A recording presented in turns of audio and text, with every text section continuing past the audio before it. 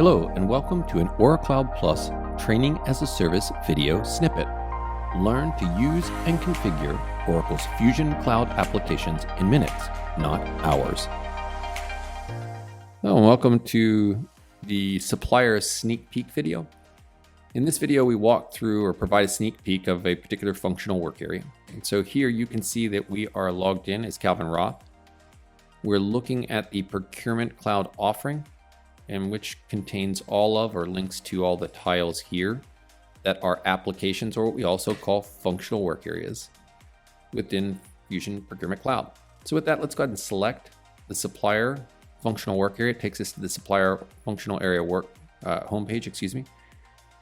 And so what there's always a difference of transactional overview pages, see here, or configuration value overview pages. And so this is a config value, meaning suppliers are used to create transactions, items used to create transactions, contracts, agreements used to create transactions, right?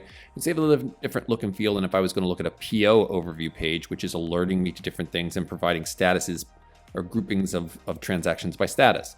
In this case, these pages are really drawing your eye to something that the user needs to pay attention to. So spend auth requests, classifications that are expiring or have expired, incomplete setup with suppliers. So what you'd expect, profile change requests that are in process. So that's what you see here on the overview page. And then if we draw your eye here to the right, we have we have our task panel, search, and our recent. And so if I open the task panel, you'll see a series of different tasks. So as you would expect, manage supplier here. If I wanted to register a supplier, I could click that. I can also get to this registration supplier in this manner if I so chose. Create supplier, which you can see here. We'll run through one of those in a minute. Manage my supplier reg requests. So registration requests are different than creating suppliers. Registration requests can become a supplier, but this is where you can manage all types of reg requests that are coming in, and obviously importing suppliers or merging existing due to exactly that, a merger in real life. So next up, you can take a look, or rather do a search here for different suppliers if you want, or so choose. And then lastly, you get a chance to see the different suppliers that you've been, or this user's been in and out of in the last X number of days.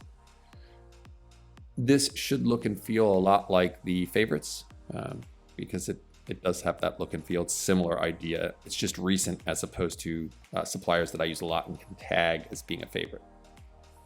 Okay. So like we said, the last thing we do in these particular videos, sneak peek, is let's go ahead and create ourselves a supplier. We'll try to do something kind of similar or simple, excuse me.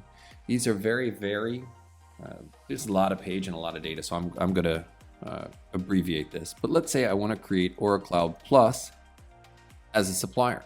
So I put in the name. I'm going to choose one of these different relationships. I'm going to make spend authorized because I want to get full blown, or I want to have full functionality. I'm a corporation. Tax country is the United States. Oops, might help if I spelled that correctly. And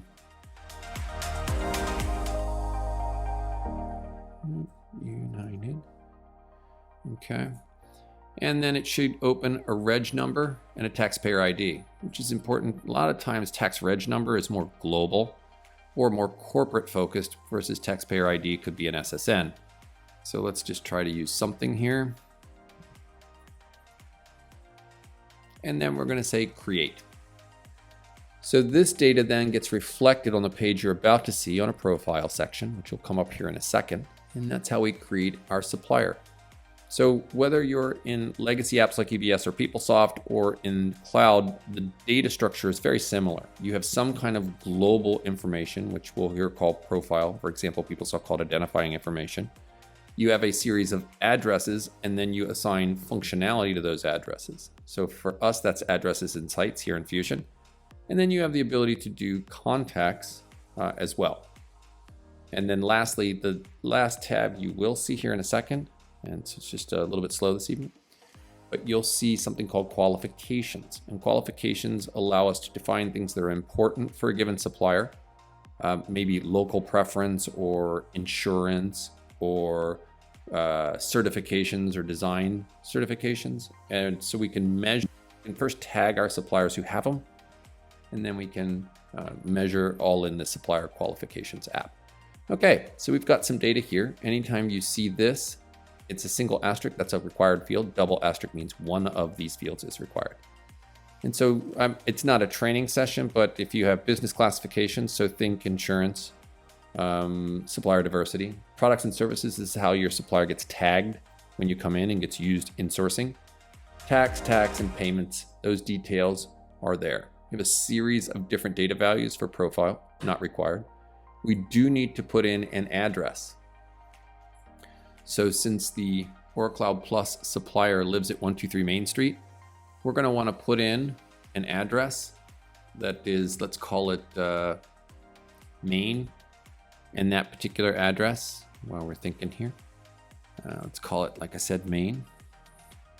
And it's going to be at 123 Main Street, right? City is Miami. Oopsie. Oh, or we can use this address. So we'll take what's there. So what you'll see here, and I guess it didn't because I already put some of this in. A lot of times in these environments, Oracle Cloud Address Validation can be called. So if you're in some of these environments, you may see that as well. So this particular address is allowed to have some kind of functionality assigned to it. And so you do that by clicking those boxes. You could add more data if you wanted to. All right, so it looks like we're good with address. So we're going to save and close that address. That will take us back to the main. So think about this as a sub variation, right? So the main profile address, sites, contacts, qualifications, right here. We were just kind of in a, call it a sub window, however you want to look at it, right? So it says great, save those changes, great. Now I'm going to go and create a site. So a site has different attributes. You could think of it, if you're PeopleSoft, it's a location, but it's just, I like the name sites. So we'll give it a second here, and then we're going to create a site. So these sites belong to a procurement BU. Every supplier has to belong to a procurement business unit. So we'll choose our site here that we just created. Pre-populates the name. These values are not yet populated because they're child records, and that means in order for us to see them, well, we're going to need to save the parent record. Then we can do what we need to do. There's a whole series of things we could do here, but we're going to need to add a site assignment. So we'll give it just a second.